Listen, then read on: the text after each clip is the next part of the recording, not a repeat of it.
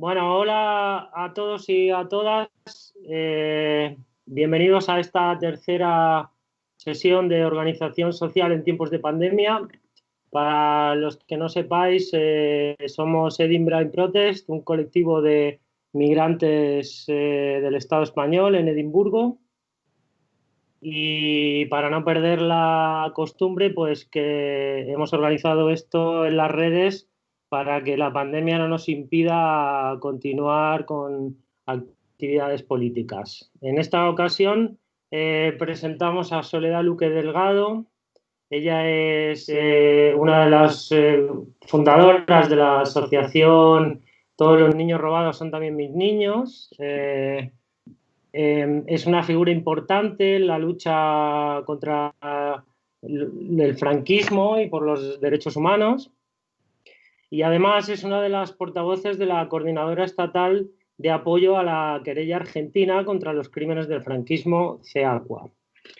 Así que tenemos el privilegio de escucharla hoy y nada, pues doy pie a Soledad. Cuando quieras, puedes empezar. Pues buenas tardes y muchísimas gracias, Matías, por la presentación y muchas gracias también a todo el colectivo, a Edimburgo en Lucha, por invitarme a este ciclo de sesiones Organización Social en tiempos de pandemia. Primera tarde de verano y el día previo a esa normalidad nueva normalidad, pero todavía en tiempos de pandemia. Hoy vamos a hablar de bebés robados, efectivamente, y quiero empezar casi con un titular, ¿no? Podría decirse, y es el siguiente. El martes próximo, el día 23, se va a llevar al Pleno del Congreso la proposición de ley de bebés robados en el Estado español. Me gustaría que esta tarde pudiéramos dedicar esta sesión a explicar por qué es importante esta proposición de ley para el colectivo de bebés robados y ubicándola también en toda nuestra lucha. Tenemos que empezar diciendo los principios básicos de la ley y justo en este momento, cuando los diga, vais a ver por qué es tan importante para nuestro colectivo. Esta ley reconoce por primera vez que este es un delito de lesa humanidad. Es una tipificación por la que venimos luchando desde hace años. Nos reconoce también la condición de víctimas a los afectados de este crimen, integra a todas las víctimas, no solo las del franquismo, por supuesto, las del franquismo, pero también aquellas víctimas que fueron víctimas de este delito tan terrible durante la transición y hasta bien entrada la democracia. También integra no únicamente a las familias en busca de estos niños y niñas robados, desaparecidos, sino también a estas personas ya mayores, estos niños y niñas que están en busca de su identidad.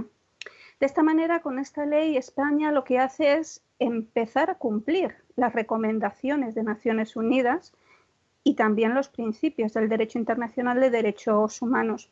En definitiva, es una ley que reconoce, que garantiza los derechos a la verdad, a la justicia, a la reparación, a las garantías de no repetición de las víctimas, porque se basa en estos 4 pilares que propugnan los organismos de Naciones Unidas en cualquier lucha por la defensa de los derechos humanos, porque de eso se trata, de derechos humanos, de esto trata esta ley y de esto trata nuestra lucha. Pero ¿qué queremos decir cuando hablamos del derecho a la verdad? Bueno, pues queremos decir que se reconozcan los hechos ocurridos, ¿no? Unos hechos que se fueron sucediendo durante décadas y que la ley lo ubica desde 1936 hasta bien entrada esta democracia. Siempre se habla de diferentes etapas y esta idea de las etapas es una concepción de análisis que surgió en nuestra asociación en 2011 y que dejamos por escrito en un manifiesto ideológico y político pues de hace ya muchísimo tiempo, y digo pues desde el 2011. Y luego pues la han ido acuñando otros sectores, otras asociaciones, investigadores, prensa, y ya se acepta como de manera mayoritaria, como una manera de analizar esta continuidad del delito. Por supuesto, esta idea original del 2011 pues la hemos ido perfilando a lo largo de los últimos años y hemos ido incluyendo, hemos ido modificando. también algunos planteamientos, también como resultado de investigaciones que se han realizado en la asociación junto con los investigadores que colaboran con nosotros. Pero podríamos resumirlas así, estas fases. Hablamos de tres generalmente, ¿no? Una primera fase que tiene que ver, se relaciona con el robo de los hijos a las mujeres republicanas como método también o como medio de represión política, y podemos decir que basándonos en el libro Los niños perdidos del franquismo de Montserrat-Mengo, de Viñes y de Belis, hubo alrededor de 30.000 niños que fueron, por diferentes vías y diferentes maneras, fueron tutelados por el Estado. Buena parte de esos 30.000 eran hijos de las mujeres republicanas que se encontraban en cárceles y en centros de detención. Esta separación de los niños respecto a las madres tiene que ver, se basa en una teoría pseudocientífica que es la denominada teoría del gen rojo, que propugnaba el psiquiatra Vallejo Nájera, el psiquiatra bueno, que fue, digamos, el sustento ideológico del régimen franquista. Lo que viene a decir esta teoría, teoría del gen marxista o el gen rojo, es que las mujeres republicanas o las mujeres de tendencia marxista lo que hacían era transmitir genéticamente ese gen a sus hijos. Y ese gen, una vez que se desarrollara, pues podía acabar en enfermedades psicosociales, en demencia, haciendo personas delincuentes sociales y enfermos mentales. Esto que es realmente una teoría escalofriante y que tiene sus raíces también en todos los pilares nazis, pues fue el sustento para empezar con este robo de bebés en las cárceles. Un robo de bebés donde las madres republicanas eran plenamente conscientes de lo que estaba sucediendo. Pero esto que se conocía y que se sabía que había ocurrido hasta los años 50, ya digo, por una represión política, pues parece que terminó ahí el robo de bebés, y no fue así en absoluto. El robo de bebés continuó, si no en cárceles de manera mayoritaria, aunque también, pues continuó en las clínicas, en las maternidades, en todos los sitios y centros donde las mujeres pudieran dar a luz. Y ahí es donde entramos en esa segunda etapa y donde las víctimas ya no eran mujeres republicanas en su mayoría, pero sí mujeres de un sector mucho más, de un sector vulnerable, ¿no?, de la población, que podríamos considerar también como parte de este sector perdedor, ¿no? El salto de objetivo no fue tan grande, porque estamos hablando de mujeres con unas carencias terribles, ¿no? Unas carencias tanto educativas como culturales, por supuesto económicas. No tenían una conciencia clara en muchas ocasiones política o ideológica, en otras por supuesto que sí.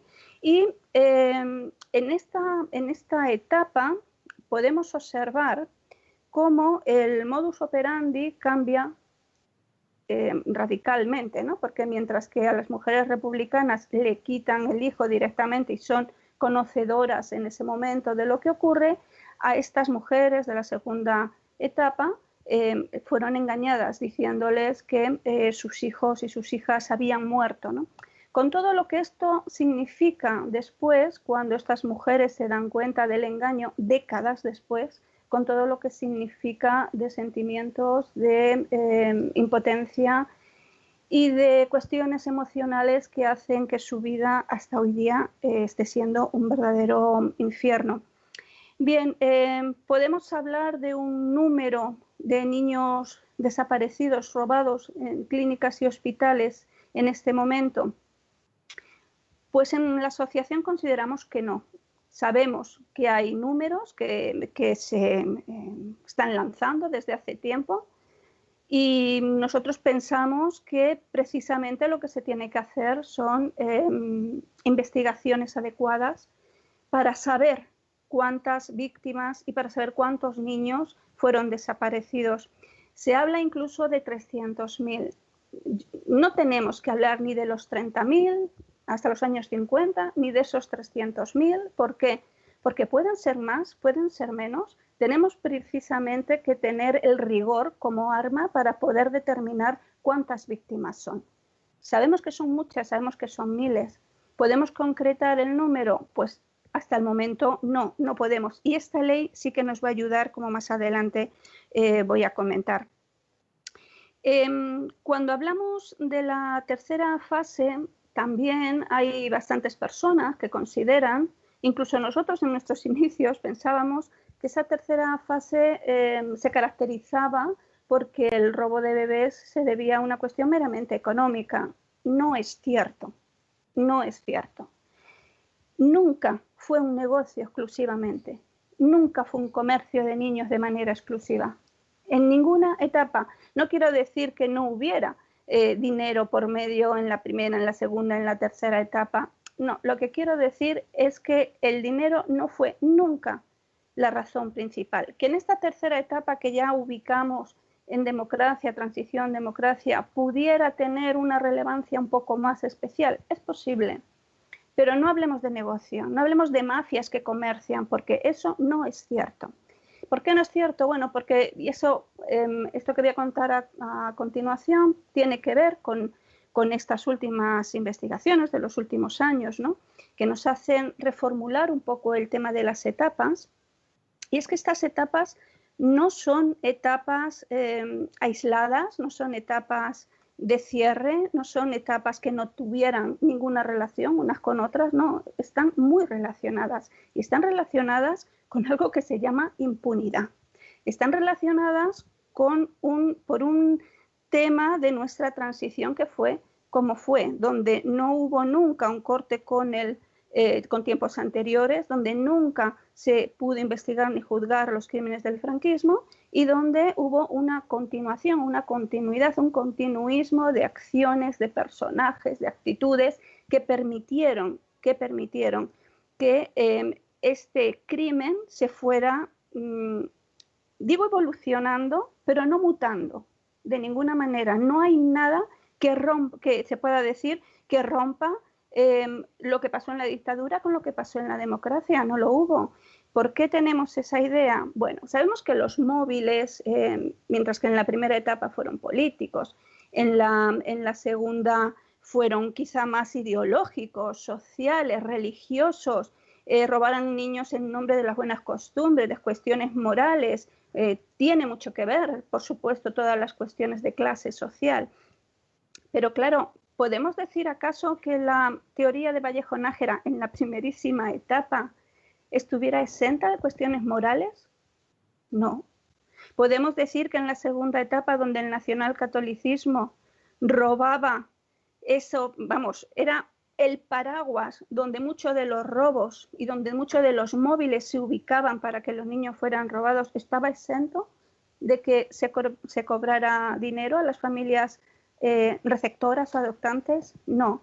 ¿Acaso en la tercera etapa podemos decir que solo fue económico cuando tenemos casos donde se roban a los niños, se quitan los niños a las mujeres simplemente por ser divorciadas o por ser lo que se llaman estas jóvenes adelantadas, progresistas, que también lucharon en la última etapa del franquismo y en la transición por sus ideales?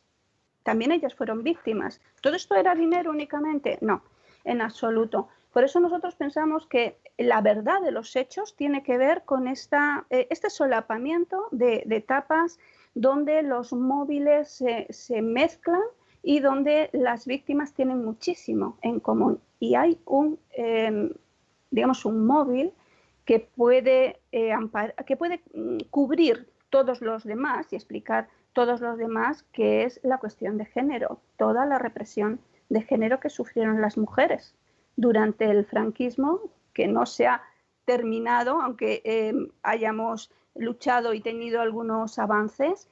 Pero claro, si pensamos que era la mujer durante el franquismo, no era un sujeto de derechos, era un objeto que servía primordialmente para la reproducción y donde no podía de ninguna manera decidir libremente sobre su maternidad. Si pensamos en las políticas de natalidad, si pensamos lo que era la mujer, si pensamos en general en toda la represión de todo tipo, incluida la sexual, que la sección femenina estaba continuamente haciendo para que las mujeres fueran las servidoras del hombre, donde no tuvieran voz ni voto en nada, ni siquiera sobre su cuerpo, pues podemos claramente pensar que la cuestión de género, la represión de género, es posiblemente el móvil que cubra todos los demás, ¿no?, que también se produjeron. Cuando hablamos de todos estos hechos, tenemos que dejar clara la participación del Estado. Por eso nosotros pensamos que es un delito de lesa humanidad, por eso pensamos que estamos hablando de desaparición forzada también. ¿Por qué? Bueno, pues porque bien en la primera etapa, donde el Estado incluso sacó decretos y sacó leyes que legitimaban el robo de niños en cuanto que podían ser tutelados por el Estado e inscritos en el registro civil con un nombre falso, lo que hacía imposible su búsqueda posterior y se robaba toda posibilidad y toda huella para que esos niños fueran encontrados. Desde ahí, pues hasta el consentimiento, la aquiescencia, el mirar hacia otro lado cuando miembros de las estructuras del Estado, médicos, funcionarios, religiosos, actuaban como miembros de las instituciones del Estado. No olvidemos que esto se hacía en hospitales públicos, ¿no?, también privados, pero los hospitales públicos estaban allí, los registros civiles. Para que un niño cambie de identidad se necesitan muchas personas en medio y con mucho poder para poder realizarlo. Bueno, en cuanto a la verdad, ¿qué es lo que va a hacer la ley de bebés robados? Y aquí me vais a permitir que lea para que no se me olvide porque es muy importante. Para poder conocer esa verdad de los hechos, lo que sucedió, y no solo lo que sucedió, sino también dónde está la identidad de esos niños robados, vamos a tener con esta ley acceso a todo tipo de archivos, tanto públicos como privados, incluidos los de la Iglesia Católica, las clínicas de los hospitales, boletines estadísticos municipales con los que se conformaba el padrón municipal también, los libros de adopciones, expedientes relativos a la protección de menores, libros de registros de ingresos, partos, prohijamientos, adopciones de residencias públicas e internados de madres solteras, dependientes del desaparecido Patronato de Protección a la Mujer, que, cuidado, no desapareció hasta 1984, 2 años después de la subida al poder, al gobierno del Partido Socialista. También vamos a conseguir que se pueda crear una base de datos que elaborará un censo para todos esos casos y por fin saber con certeza el número de robos, el número de víctimas que hay. En ese momento sí podremos actuar con rigor y decir cuántos somos, que somos miles, pero exactamente cuántos. Bien, en cuanto al pilar de la justicia, ¿qué queremos decir cuando hablamos del derecho a la justicia? Pues queremos investigaciones exhaustivas, queremos que se celebren juicios. Hasta ahora, el archivo de denuncias es escandaloso. Voy a dar unos datos para que nos podamos hacer una idea. Desde el año 2011, que se puso la primera denuncia colectiva, hasta el 2019, y estos datos no los estoy suponiendo, son datos que nos aportan desde el propio Ministerio de Justicia y son datos que ofrece la Fiscalía. Se han abierto diligencias de investigación por 2.136 casos de niños robados. De ellas, tan solo han sido judicializadas 526. ¿Dónde está el resto? Archivadas. Archivadas, cerradas. Estas 526, ¿dónde están? No lo sabemos, lo único que sabemos es que se ha producido un juicio donde el doctor Vela fue declarado culpable y no hubo sentencia porque se aplicó un criterio de prescripción muy estricto y se consideró que el delito ya no estaba activo. Después, por diferentes motivos, uno de ellos la posibilidad de que el Tribunal Supremo se declarara, se posicionara frente a este criterio de la prescripción, no prescripción, se llevó ese caso al Tribunal Supremo y el Tribunal Supremo tuvo una oportunidad el 4 de junio, es decir, hace nada, de posicionarse a favor de la no prescripción de estos delitos. Sin embargo, no lo hizo. Bien, ¿qué es lo que ocurre? Que las denuncias no prosperan y el principal motivo para esto precisamente es es la prescripción. Tenemos ahí un problema y precisamente la ley, si finalmente se aprueba, este martes es simplemente la admisión a trámite o la toma en consideración, pero es el primer paso para poder aprobarse, ¿no?, en un futuro. Si finalmente se aprueba, estos delitos ya no se considerarán delitos que hayan prescrito.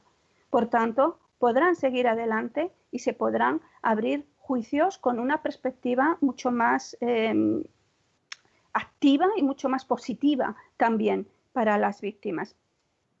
Cuando se habla de prescripción es fundamentalmente porque se consideran delitos pues como la falsedad documental, como la suposición de parto, incluso la detención ilegal, según la circular de Fiscalía, tiene un criterio de prescripción más flexible, pero también prescribe, ¿no?, los delitos según esa normativa, aunque ya digo es más abierta que la aplicada por determinadas audiencias. Sin embargo, si con la ley conseguimos que estos delitos se consideren delitos de lesa humanidad y por tanto imprescriptibles, esto ya no sería un problema para ser investigados. Sucediera cuando sucediera el delito, en ese ámbito que propone la ley, desde 1936 hasta bien entrada la democracia. Pero claro, tenemos que tener en cuenta una cosa y es que hay que darse prisa. Hay que darse prisa porque la justicia que llega tarde, pues ya no es justicia. Ya no es justicia. Y lo hemos podido comprobar ahora con la pandemia, ¿no?, porque se nos han ido pues muchas madres, muchos padres. Y yo voy a decir el nombre de solamente 2 o 3 compañeras que sirvan como ejemplo de esta tragedia, ¿no?, que nos ha sucedido, porque con la pérdida de estas personas mayores perdemos memoria, nuestra memoria de los hechos, y perdemos su memoria genética, porque su ADN ya no es recuperable para poder compararlo cuando en un futuro se pudieran haber encontrado a estos niños.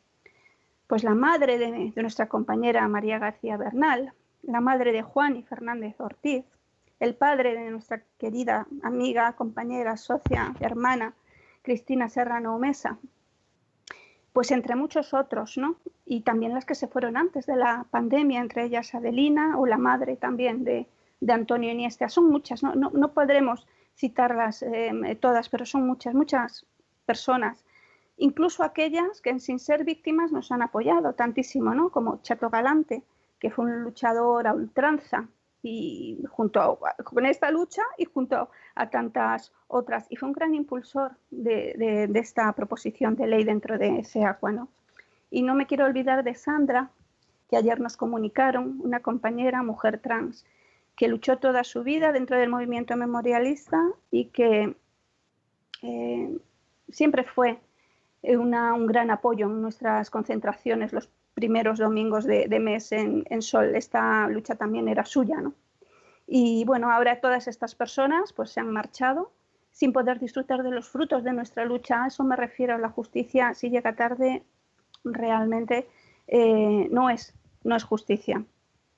Y otra cosa importante que queremos decir es que los niños robados, y también es un tema de justicia, ya quizá no sé de justicia legal, penal, pero sí de justicia social y de memoria, son desaparecidos y están vivos. Los desaparecidos no están únicamente en las fosas, que también luchamos para que puedan tener ese reconocimiento y esa identidad de nuevo puesta en una lápida, ¿no? Los niños robados también son desaparecidos, vivos, que están caminando por nuestras ciudades, por nuestro país, por nuestra democracia, con un carnet de identidad que tiene datos que no son los suyos de origen. Eso también deberíamos tenerlo en cuenta. En España el Estado español necesita reconocer todo eso y la ley puede ayudarnos. ¿Qué es lo que va a hacer la ley en cuanto a temas de justicia, el derecho a la tutela judicial? Bueno, pues habrá un ministerio fiscal, por fin, que actúe de oficio, porque nuestra fiscalía no actúa de oficio. Entonces, con la ley sí podrá ejercer de oficio o a instancia de las víctimas. Las exhumaciones serán sufragadas por el Ministerio de Justicia. Las pruebas de ADN también se realizarán de oficio o a instancia de las víctimas. Se creará o se dotará a una base de ADN nacional cuyas pruebas serán gratuitas y sin necesidad de tener una orden judicial. Bastará con la denuncia de las víctimas para poder acceder a esa base de ADN, donde necesariamente, si es voluntaria, si pueden acudir todo el mundo que se crea o que piense o que sepa con certeza que es víctima, podrá poner su ADN, su huella genética, y los reencuentros se podrán facilitar sin duda alguna. Las autoridades fiscales y judiciales van a asegurar las cadenas de custodia para que pueda servir de prueba material y judicial y pericial para que esos juicios también tengan lugar. Va a haber también una creación. Hay muchas otras cuestiones que por falta de tiempo no puedo contar aquí toda la ley, pero estas serían las más importantes. También la creación de una fiscalía especial, una unidad de investigación de la Policía Judicial y una comisión estatal por el derecho a la identidad, que eso es importantísima, la comisión, porque también nos va a hacer posible que el Estado por fin cumpla con sus obligaciones de una manera activa y proactiva. Si hablamos en términos del derecho a la reparación, mucha gente piensa, bueno, estos ahora lo que quieren es dinero, son indemnizaciones. Pues no queremos dinero, no queremos indemnizaciones. Nuestra reparación es la verdad y es la justicia. ¿De verdad alguien piensa que una madre que no ha podido vivir con su hijo o su hija toda la vida, una persona que ha estado toda la vida buscando su identidad, realmente creen que el dinero puede reparar una pérdida? No olvidemos que no robaban solamente bebés y niños, robaban vidas enteras, robaban infancias, robaban juventud, robaban madurez y la vejez de muchas madres y padres. Sin duda alguna, nuestra reparación únicamente va a ser esa verdad, esa justicia, y lo mínimo que se pide y que sí aporta la ley es asistencia médica, jurídica y psicológica gratuita. Que las personas que quieran recuperar su identidad puedan hacerlo, modificando sus datos en todos los registros, en todos los archivos. Si quieren recuperar su filiación, podrán hacerlo. No será una cosa obligatoria, pero será posible hacerlo. Y, por supuesto, la mediación, algo que nosotros necesitamos tanto. Nosotros no somos profesionales y las víctimas, las asociaciones, hemos tenido que ocupar el sitio muchas veces de médico, de psicólogo, el sitio incluso de mediación, de mediador. Las víctimas no podemos no debemos hacer efectos ni gestiones de mediación. Tiene que haber mediadores especializados para posibilitar que el reencuentro esté en las mejores condiciones posibles. Y por último, ¿de qué hablamos cuando hablamos de las garantías de no repetición? Pues de que estos crímenes no vuelvan a ocurrir. Efectivamente. ¿Cómo? Pues que el Estado por fin también asuma lo que venimos haciendo las víctimas, las asociaciones durante todos estos años. Campañas de información y sensibilización. Campaña no solamente en los medios de comunicación de prensa, también en televisión, en todos los medios de comunicación públicos. Comentar y explicar lo que es esta ley y por qué es importante que la ciudadanía lo conozca. Toda la formación a profesores y profesionales de la información, actos de homenaje y reconocimiento a las víctimas de estos delitos, la institución de un día para la memoria de los bebés robados y sus familias y, por supuesto, también establecer normativas que hagan que esto jamás vuelva a repetirse, como por ejemplo el cuidado que hay que tener en los hospitales, que ya se está haciendo, pero hacerlo por ley, en todos los registros civiles, en todas las instituciones donde pudiera ser susceptible de ser cometido este delito.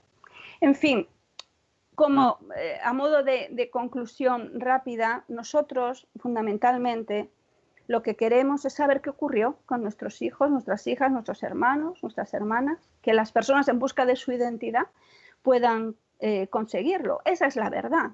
Y por supuesto que los culpables paguen por sus crímenes. Esa es la justicia. Y eso es lo único que queremos para que esto sea reparado. Estos delitos no son una cuestión del pasado. No podemos decir que son delitos que ocurrieron y bueno, ya qué vas a hacer, ¿no?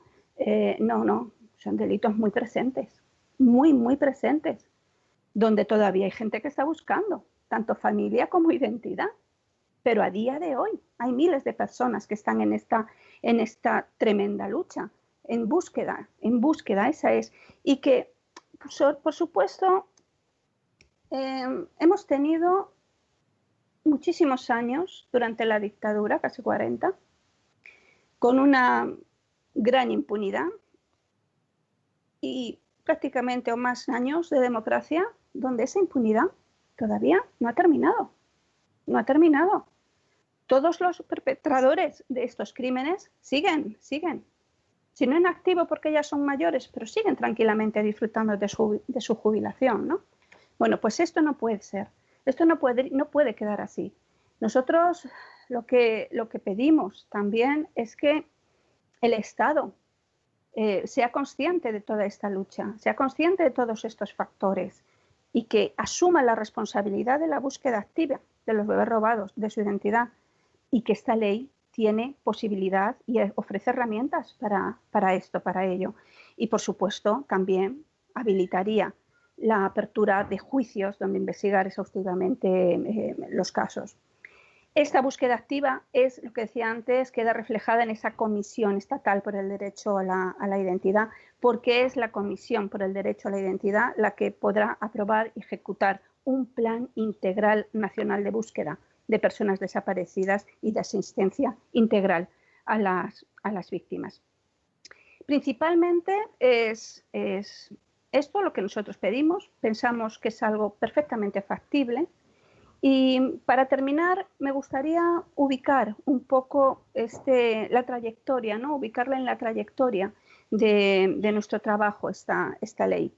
Cuando desde la asociación participamos en la elaboración de algunas de las leyes autonómicas de memoria histórica, pues trabajamos con los grupos políticos de los parlamentos autonómicos para que algunas de sus leyes, en concreto, estuvimos pues en Navarra, también en Valencia, colaborando muchísimo en estas leyes para que se introdujera el robo de bebés como uno de los crímenes que habría que trabajar dentro de la memoria histórica, ¿no? Tanto en el franquismo como después, porque bueno, toda nuestra argumentación de esta continuidad, desde luego, no deja lugar a dudas de que durante la democracia también había efectos y consecuencias del franquismo. Una vez que estuvimos trabajando en estas leyes autonómicas, nos dimos cuenta de algo importante. Estoy hablando pues, del 2016, 2017. Nos dimos cuenta de que en una de las cuestiones más importantes, que era el censo y la base de datos de ADN, mientras que con otros crímenes, como por ejemplo fosas, donde normalmente donde se cometió el crimen es donde se pueden encontrar los restos de las personas para hacer el ADN e integrarlos en la base de ADN de la comunidad autónoma, pues claro, en el caso de los bebés robados no es así, porque hay bebés que se robaron en el País Vasco y aparecieron en Canarias, hay bebés que se robaron en Madrid y aparecen en la Comunidad Valenciana. Es decir, que se necesitaba una ley que pudiera aunar todas las herramientas, unificar todos los criterios, todas las herramientas que servían en las comunidades autónomas, unificarlas para que la búsqueda fuera integral, fuera estatal, y lo que hubiera pasado en una comunidad autónoma pues diera como resultado también en otra comunidad. Es decir, si una familia puede dar su huella genética, integrarla en un banco de ADN, supongamos de Madrid, que también el niño desaparecido que esté buscando pueda dar su ADN en su comunidad, pero todo se integrará en un banco de ADN nacional. Esto se consigue con la ley. Entonces nos pusimos a trabajar en una ley integral, en una ley nacional que ha dado como resultado esto.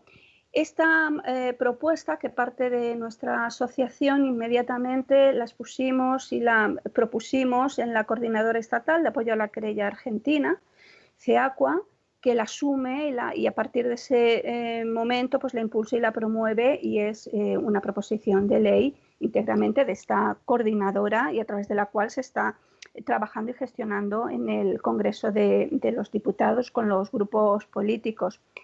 Hasta ahora tenemos organismos nacionales e internacionales de derechos humanos que la apoyan, como es la Asociación Pro Derechos Humanos de España, Amnistía Internacional, la Red Argentina Europea por el Derecho a la Identidad, que son las representantes de las abuelas de Plaza de Mayo en España, a las que se suman entidades memorialistas, feministas, académicas también. Pero no quiero olvidarme, y lo dejo para el final porque para nosotros es importantísimo e imprescindible, el apoyo y el trabajo conjunto con 16 asociaciones de bebés robados del Estado español, de todo el Estado español. Y las voy a leer, aunque sean 16, porque me parece que este apoyo del que nos sentimos tan orgullosas y nos sentimos tan contentas, porque es un honor el tener este apoyo de nuestras compañeras. Pues las asociaciones que apoyan son Adelante Bebés Robados, de la Delegación de Madrid y de Castilla-La Mancha, Asociación Bebés Sustraídos de Vizcaya y Charopena, Asociación de Bebés Robados de Andalucía, Averoa, Asociación de Afectados por Bebés Robados de Andalucía, ABRA, Asociación de Víctimas de Bebés Robados y Adopciones Ilegales de Alicante, ABA, Asociación Orígenes de Baleares, Camino a la Justicia, Sevilla Bebés Robados, SOS Bebés Robados de Almería, SOS Bebés Robados de Cádiz, SOS Bebés Robados de Cantabria, SOS Bebés Robados Galicia, SOS Bebés Robados Huelva, SOS Bebés Robados Jerez de la Frontera, SOS Bebés Robados Madrid, de la Delegación de Madrid y la Delegación de Canarias, y nuestra asociación Todos los Niños Robados son también mis niños, CEACUA, como entidad promotora. Nos están pidiendo también apoyarla para poder impulsarla pues otras entidades que más adelante, cuando vamos renovando la lista de apoyos, pues los vamos integrando. Finalmente, y ya con esto termino y esperamos a las preguntas, queremos dar las gracias a mucha gente, pero en concreto quisiera agradecer a Javier Sánchez, que es el letrado que ha hecho, el hacedor de la estructura y contenido básico de la proposición de ley. Él es una persona muy discreta, pero yo quiero decir su nombre porque sin él no podríamos estar hablando de la proposición de ley. Y también vamos a agradecer, ¿por qué no?, a todos los grupos políticos que la defienden y con los que trabajamos hasta conseguir un texto definitivo ahora y en el futuro.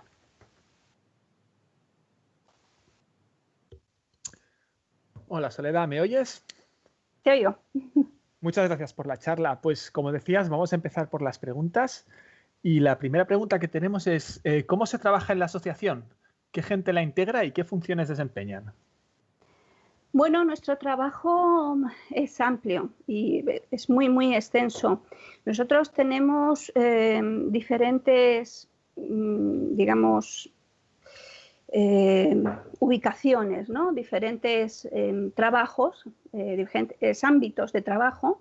Uno sería el trabajo de acción social, otro legislativo, judicial, tanto nacional como internacional, y también el trabajo que realizamos de derechos humanos con Naciones Unidas. El trabajo social es un trabajo que hacemos bueno, pues de acompañamiento a las víctimas fundamentalmente, también de concentraciones, de acciones públicas, ¿no? También pues todas las charlas, las conferencias se organizan dentro del equipo de acción social para que dé un buen resultado.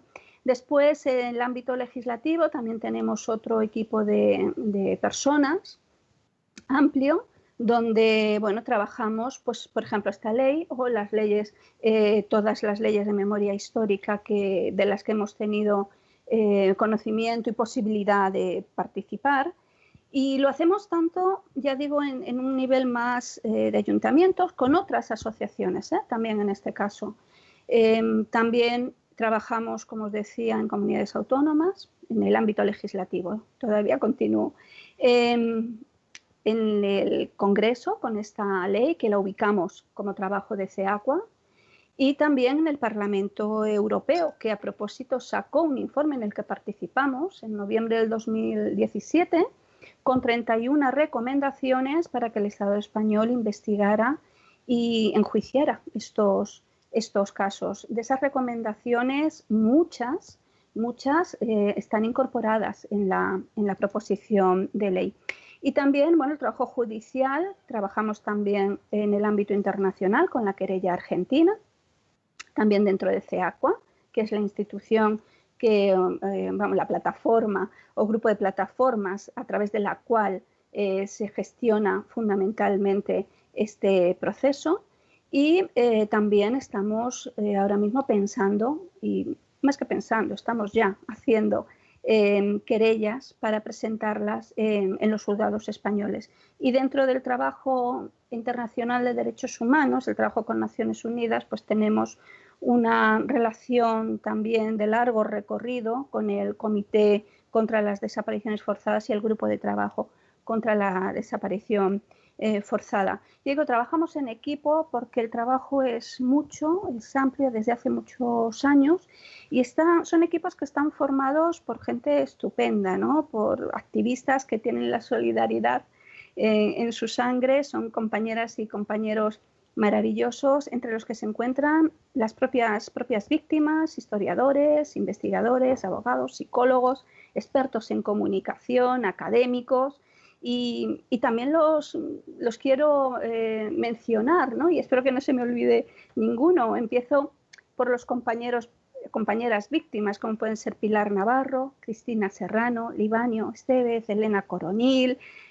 Continúo con estos investigadores como Matías Biotti, Arantxa Borrachero, Manuel Sánchez, Noelia de Pablo, todo el equipo jurídico que tenemos, nuestra abogada Maite Parejo, Jacinto Lara, que es abogado de la CEACUA, Carlos Castresana también, que también colabora en todo nuestro trabajo, psicólogos, psicólogas como Lila Parrondo, Marta Bello, ¿no? Entidades con las que tenemos convenios de colaboración, como la Asociación Pro Derechos Humanos de España, el Instituto de Estudios de Género de la Carlos III. Y por favor, que no se me olviden nuestras dos becarias magníficas, Jenny Espinoza y Alba González de la Cruz, que son dos mujeres que han hecho el máster universitario de Protección Internacional de los Derechos Humanos y que a través del convenio de colaboración de la PDH pues han podido hacer las prácticas con nosotras y han hecho un trabajo fantástico, una guía de orientación a las víctimas para que puedan conocer todas las vías que se pueden, transitar en los organismos de Naciones Unidas para poder obtener ayuda como víctimas de desaparición forzada. Es un trabajo magnífico que muy pronto saldrá a la luz, publicada, y bueno, le daremos muchísima publicidad.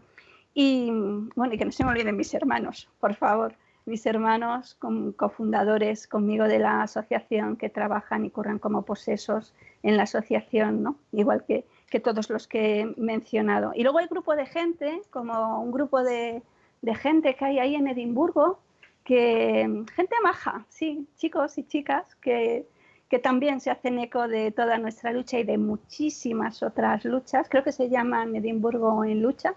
No pienso decirlo en inglés porque lo pronunciaré ya fatal. Y aprovecho para daros también las gracias a vosotras, a vosotros, porque gente joven así es la que necesitamos. Muchísimas gracias, Soledad. Pues seguimos con la siguiente pregunta. uno de los factores coadyuvantes a estos robos debe haber sido la destrucción y falsificación documental. ¿Qué nos puedes decir de esto? Sí, pues hay, efectivamente, nos encontramos con serios problemas y de ahí que la ley tenga un articulado donde se pueda incluir también esto, ¿no? El acceso a los archivos, no porque tengamos que ser las víctimas las que tengamos que buscar, eso ya formará parte de las obligaciones del Estado, pero bueno, si queremos podemos buscar y encontrar nuestra documentación. Sí, así ha sido, nos hemos encontrado a veces casos donde ha habido documentación que no hemos podido encontrar, primero porque no es fácil acceder, ¿no?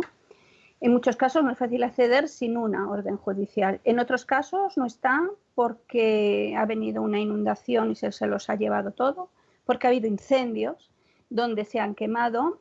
Todo esto hay que ponerlo entre comillas porque, bueno, puede ser verdad, puede no serlo, ¿eh? El problema de todo esto es que esa ausencia de documentación, ya sea por ocultación, por presunta ocultación, ya sea porque presuntamente se ha destruido, ya sea porque se ha perdido. En cualquier caso, tiene que haber una responsabilidad por parte del Estado de que esto haya sucedido, porque es el custodio de nuestra documentación. Las instituciones del Estado, los registros civiles, los hospitales, son custodios de nuestra documentación. Tanto si se pierde como si se destruye, es responsabilidad del Estado y de sus instituciones y tendrá que hacer algo al respecto. Hay casos muy significativos. Voy a poner un caso de una familia que fue era de la maternidad de O'Donnell. Esa maternidad ya sabéis que desapareció y todo su fondo de historias clínicas pasó al Hospital Gregorio Marañón. Lo que ocurre es que el Hospital Gregorio Marañón solo tiene informatizada las historias clínicas desde su momento de apertura, que fue en julio del 68. El resto no tiene nada, con lo cual esta familia, que era de anterior del año 68, pues no encontró su documentación allí. Entonces les dijeron que fueran al archivo regional. Se fue al archivo regional, pidió la documentación y le dieron toda la que había, que no era mucha tampoco. Pero ahí faltaban datos, buscan a un niño que estuvo en una incubadora, no había partes de incubadora, no había certificados donde constaran los datos del niño, ¿no? Para demostrar que ese niño necesitaba una incubadora, es decir, faltaba muchísima información y nos aseguraron que había más información en el hospital, en los fondos del hospital, quizás no informatizados, pero sí en sus sótanos. De hecho, nos dijeron en sus sótanos. Nosotros pusimos una ampliación de la denuncia que ya teníamos en Fiscalía, pusimos una ampliación para solicitar a la Fiscalía que hiciera una inspección en las estancias de este hospital, Gregorio Marañón. Nunca supimos si hizo esa inspección, pero imaginamos que no, al no recibir información alguna. Volvimos al hospital, esa familia, ¿no? Pues vuelve al hospital y le aseguran que allí no hay más documentación. Bien, al cabo de un año, desde el propio archivo regional, comunican a esa familia que acaban de recibir un papel del Hospital Gregorio Marañón, cuando el hospital había asegurado por activa y por pasiva que no existía más documentación. Es decir, todo este laberinto de documentos, de archivos, de papeles, en lo que queda claro es que cuando una institución le dice a una familia no hay más papeles, quizá no sea cierto. ¿Por qué cuando aseguran que no hay más papeles al cabo de un año sí aparece otro papel? ¿Puede ser por una ocultación activa? ¿Puede ser por una incompetencia supina? Puede ser, pero es que No, iba a decir que nos da igual, no es lo mismo un caso que en otro, pero en los dos casos el resultado sí es el mismo, y es que la familia no tiene esa documentación. Con lo cual, con esta ley, eso podrá resarcirse y podrá solucionarse. Perfecto, pues pasamos a otra pregunta. El papel de la Iglesia y el nacionalcatolicismo en el robo de bebés está denunciado. ¿Podrías explicarnos qué exigen las víctimas a la Iglesia? Bueno, lo que exigen las víctimas a la Iglesia es exactamente lo mismo que exigimos al Estado y a cualquier institución del Estado. A ver, no olvidemos que cuando estamos hablando del Estado, estamos hablando de que la Iglesia fue una institución del Estado. Durante el franquismo, el Estado era Iglesia y la Iglesia era Estado, ¿vale? No olvidemos que Franco fue la única persona no eclesiástica que entraba bajo palio, cuando eso, a las iglesias, cuando eso era algo que solo se destinaba a las altas instancias de la jerarquía eclesiástica. No podemos dividir, ni podemos decir a la Iglesia una cosa, al Estado otra. Exigimos exactamente lo mismo, apertura de los archivos, aunque sean archivos privados. De nuevo, esta ley también va a facilitar y va a exigir a las instituciones de la Iglesia que abran esos archivos. No sé si conocéis que hace años hubo un litigio donde la Agencia de Protección de Datos exigió a la Iglesia Católica que abriera los archivos a la ciudadanía. Y ganó ese litigio, y ganó ese juicio la Agencia Española de Protección de Datos. ¿Qué ocurrió? Que la Iglesia, recurrió la sentencia, se fue al Tribunal Supremo y el Tribunal Supremo determinó que la Iglesia tenía razón. ¿Cuál fue el argumento? Pues que el orden en que se clasificaban los archivos dentro de la Iglesia eran tan peculiares, y era un orden tan peculiar que era muy difícil que cualquier persona pudiera tener acceso y enterarse cómo. Ese era el argumento, realmente. Y no contentos con eso, además, la Agencia Española de Protección de Datos, que en ese momento y con esa acción estaba tutelando al ciudadano, no solo tuvo que pagar las costas del proceso, sino que tuvo una sentencia por temeridad. Es decir, que estamos hablando todavía, estoy hablando de hace unos años, no estoy hablando de los años 50 ni 60, estoy hablando en democracia y bien entradita, con lo cual todavía la Iglesia tiene mucho poder para poder ocultar o para poder negar el acceso a esa documentación. Y os diré más, esa documentación es importantísima para las víctimas por el simple hecho de que en las partidas de bautismo que se denominan primigenias se pueden encontrar el nombre de la madre biológica de los niños. Hay personas, tenemos víctimas que tienen hasta 3 partidas de bautismo. La primigenia, que pueden hacer en el hospital, o la segunda, que pueden hacerla en la inclusa o en otra institución, y la tercera, cuando le adoptan los padres o cuando lo inscriben como hijo biológico. Son casos realmente espectaculares. Hay gente que dice que además a la Iglesia hay que exigirle que pidan perdón. Bueno, claro, que pidan perdón el Estado, que pidan perdón todas las instituciones implicadas, que pida perdón la Iglesia. Mira, el perdón no digo que esté mal, y puede ser parte de la reparación.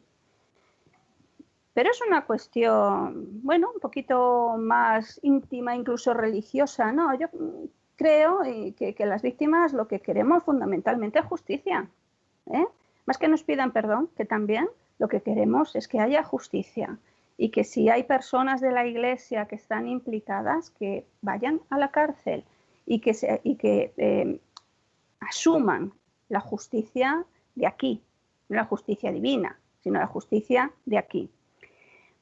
Para terminar con esta pregunta, no sé si conocéis el caso, imagino que sí, el caso de esta religiosa, Sor María Gómez Balbuena, que fue preguntada por qué había hecho lo que había hecho, ¿no? Y había participado. En ese caso la estaban intentando juzgar, fue imputada por el caso de nuestra compañera María Luisa Torres. Bueno, y a la salida de una de sus visitas al juzgado le preguntaron, y ella se limitó a decir: yo cumplo órdenes de mis superiores. Eso está en prensa. Con lo cual, cuando decimos, bueno, es que son ovejas negras de la Iglesia, vale, ¿hasta qué punto? Bien, vamos a investigarlo. Quizá descubramos que no son ovejas negras, ¿no? Sino que hay otra cuestión. No olvidemos el papel del nacionalcatolicismo, que acogió todas las acciones y todo el control social de la educación, de la conducta de la mujer, todo, absolutamente todo. Estaban en las hermanas, quiero decirlo bien, la Orden de las Hijas de la Caridad son las que estaban fundamentalmente en las incubadoras.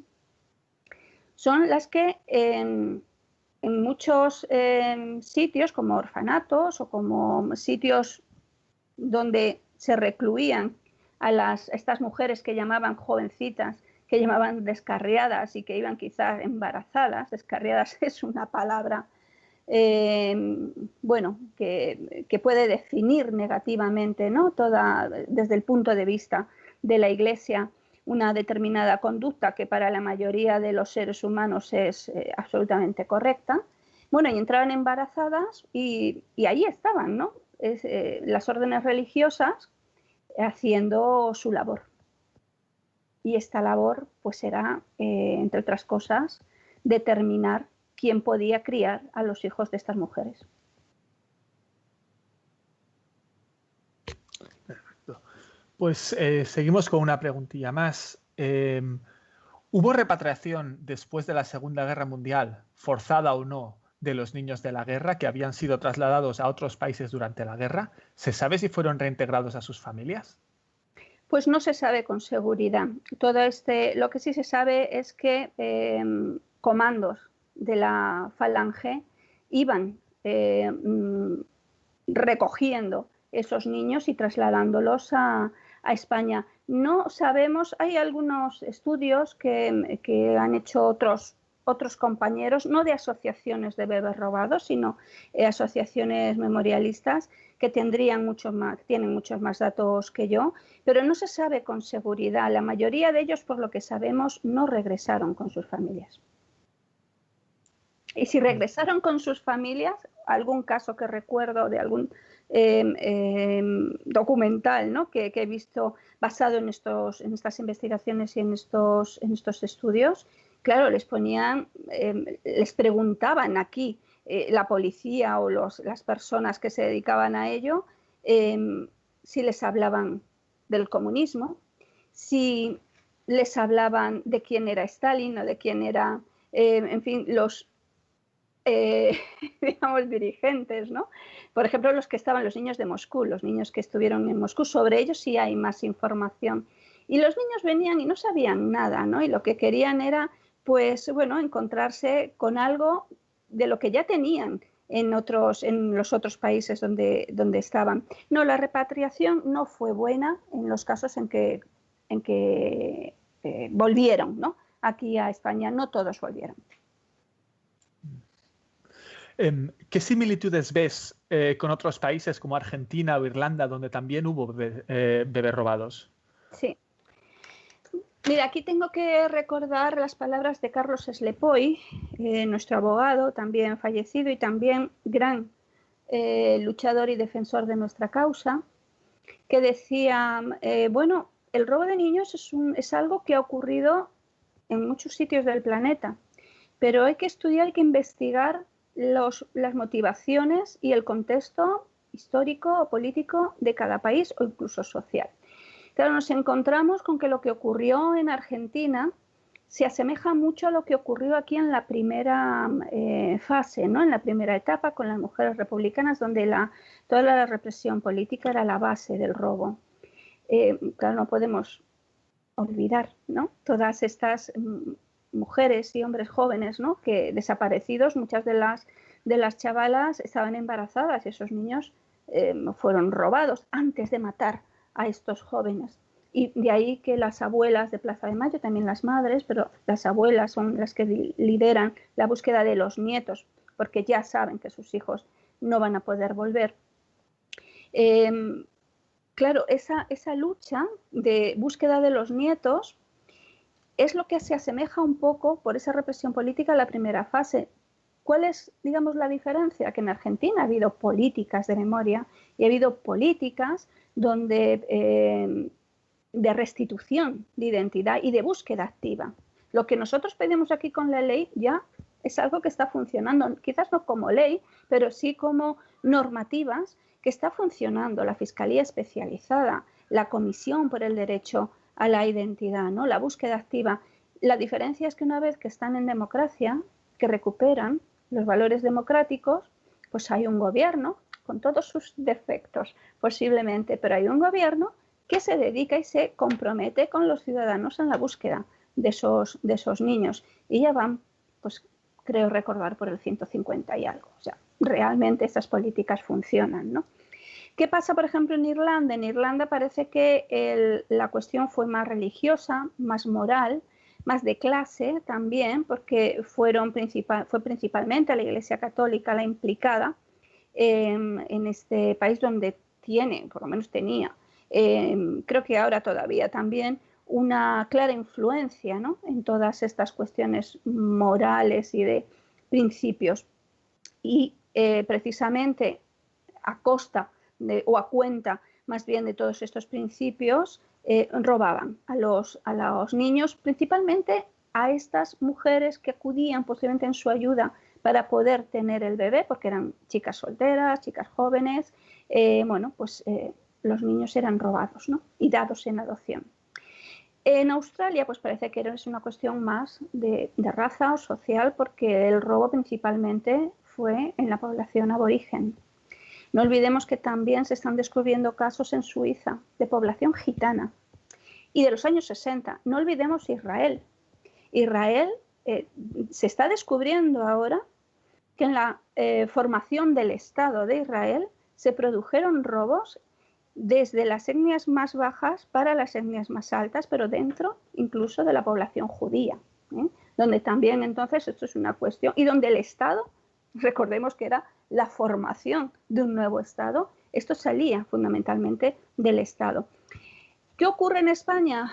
Pues que es que en España ha sido tan largo y durante tanto tiempo, con tantos móviles, con tantas víctimas, todo encadenado, en una dictadura tan larga, en una democracia que no tiene todavía esa fuerza para luchar contra la impunidad. Pues ¿qué ha ocurrido? Que se ha juntado todo, cuestiones políticas, cuestiones religiosas, cuestiones ideológicas, cuestiones sociales, cuestiones de todo tipo. Ganamos en eso, a todos y a cada uno de los países donde se ha robado niños.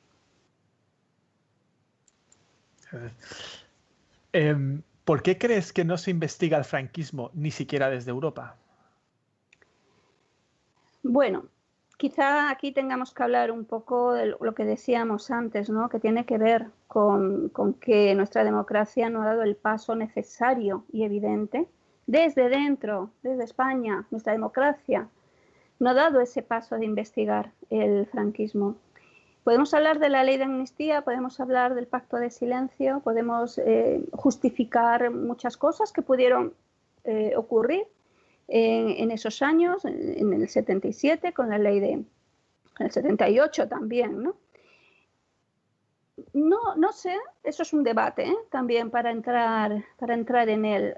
Yo no quiero criticar cómo se hicieron las cosas desde los luchadores de base, pero sí creo necesario el poner encima de la mesa cómo se hicieron las cosas por parte de los políticos, altos cargos o grupos, partidos políticos en aquel momento. Sé que muchos me dirán, bueno, es que en aquel momento el ruido de sable no se podía hacer de otra manera. Vale, va, ya está.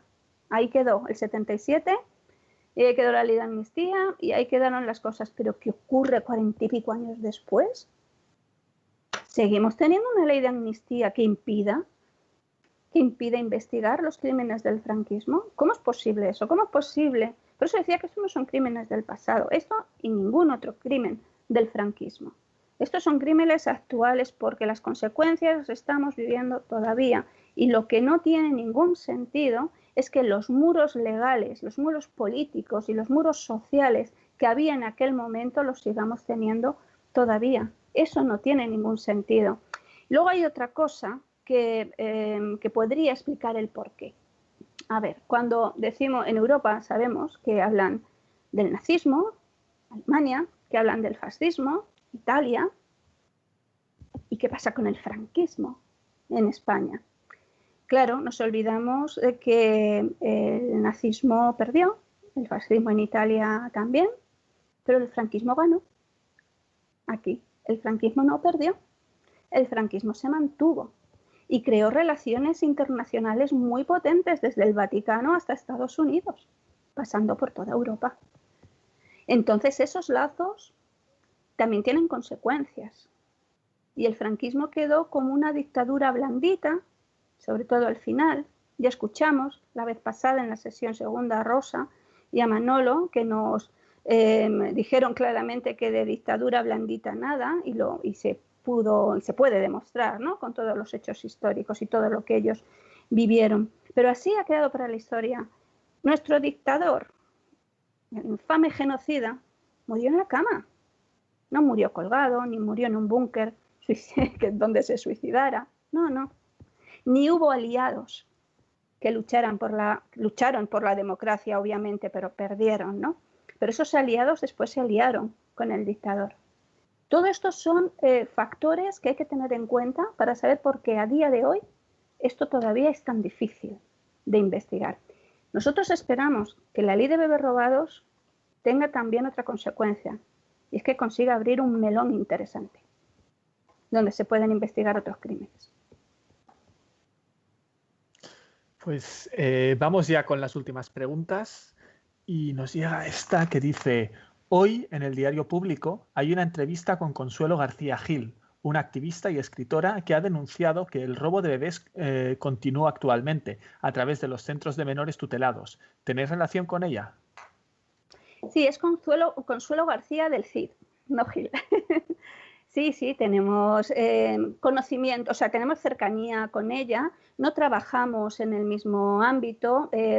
Consuelo está iniciando ha iniciado junto con otros colectivos una lucha interesante, que no podemos tampoco obviar, que es el hecho de que a través de los servicios sociales, por la retirada de custodia, muchas familias se están quedando sin sus hijos, ¿vale? No es la misma lucha, no digo que ni sea ni mejor ni peor, son luchas diferentes. Son luchas diferentes, entonces, bueno, también tenemos que ver que hay quizá móviles diferentes, hay una historia, una trayectoria diferentes. Bueno, todo eso es lo que está investigando Consuelo y tenemos que estar muy al tanto de ello.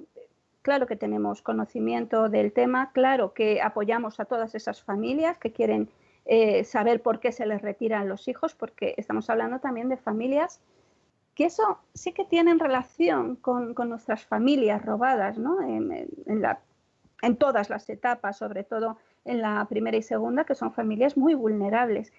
Cuando hablamos de la tercera etapa también hablamos de vulnerabilidad, porque también hablamos de parejas jóvenes, primerizas, de madres solteras, de personas que tampoco, que tenían una ingenuidad, ¿no?, que era propicia o que favorecía a que los victimarios hicieran lo que hicieron. Quizá esa vulnerabilidad también la tienen estas otras familias, quizá en otros sentidos, y es algo que hay que investigar, sin duda alguna, pero no es un tema en el que nosotros actualmente estemos trabajando. Muchas gracias. Pues vamos con las dos últimas preguntas. ¿Quedan muchos denunciados con nombres y apellidos? Quedan denunciados. Lo que ocurre es que nombres y apellidos no podemos dar, porque solamente cuando ya pasan a juicio es cuando públicamente podemos estar en ello. Lo que sí que quiero incidir es en esa necesidad de tener una justicia ya, de tener una justicia rápida, porque sin ir más lejos, Adelina, a la que también he mencionado, que falleció antes de la pandemia, pero ella tenía un juicio también pendiente. Más bien el doctor que presuntamente robó o firmó, no el robo obviamente, pero los papeles donde está su hijo, pues no solamente ha fallecido ella, falleció también el médico. El médico se llama Joaquín Botella. Ahí sí podemos dar el nombre, igual que podemos dar el nombre de Eduardo Vela, porque son médicos que ya han pasado la frontera del juzgado. Ese hombre falleció, no hay causa ya, falleció Adelina también, con lo cual esta rapidez que nosotros pedimos de cara a la aprobación de la ley que facilite también la apertura de estos juicios, que facilite la justicia, es absolutamente necesaria. Denunciados hay muchos, Dani, no solo médicos, pero nombres y apellidos en aras de la prudencia y de la responsabilidad no podemos dar. Pues vamos ya con la última, que dice: ¿el robo de bebés es un crimen de lesa humanidad? Bueno, creo que esta es la respuesta, ¿no? Que, o sea, es la pregunta a la que he dado respuesta en la primera frase. Es un delito de lesa humanidad. Mirad, ¿qué se determina por delito de lesa humanidad? Yo no soy jurista, pero por lo poco que he podido leer y lo que he escuchado a nuestros abogados, ¿no? Y si atendemos al derecho internacional de derechos humanos, el delito de lesa humanidad existe y persiste cuando hay un desplazamiento de un sector de la población de un ámbito a otro ámbito, donde hay una represión a una amplia cantidad de la población, donde hay una represión continuada por diferentes motivos. Este es el caso. Los niños se robaron o a los enemigos del régimen por situación política. Fue extendidísimo el robo, se cumplen todos los requisitos. Bien, también porque aunque no fueran mujeres significadas políticamente, era un sector vulnerable que podía tener relación directa o indirectamente con el sector perdedor de la guerra.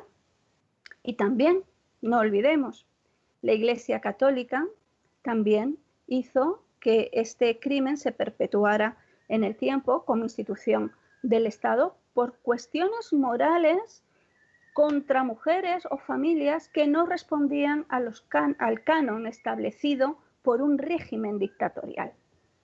Con lo cual se cumplen móviles, víctimas, tiempo y extensión en cuanto a personas. Claro que es un delito de lesa humanidad, no solamente por cuestiones morales, ¿no?, que de sentido común lo es, sino por cuestiones legales y que seguro un jurista explicaría 1000 veces mejor que yo. Pues ahora sí que estamos. Muchísimas gracias por tu tiempo y por esta charla tan interesante, Sole. Y nada, dar las gracias a todo el público que nos ha vuelto a seguir en directo y a los que lo vean después. Y anunciar que vamos a crear ya hemos creado una cuenta de YouTube. Vamos a empezar a subir todos los vídeos de las distintas charlas que hemos dado durante esta cuarentena. Y también estrenamos cuenta de Twitter, así que anunciaremos pronto cuándo será el próximo vídeo. Y muchísimas gracias a todos y a todas otra vez. Adiós. Gracias. Adiós.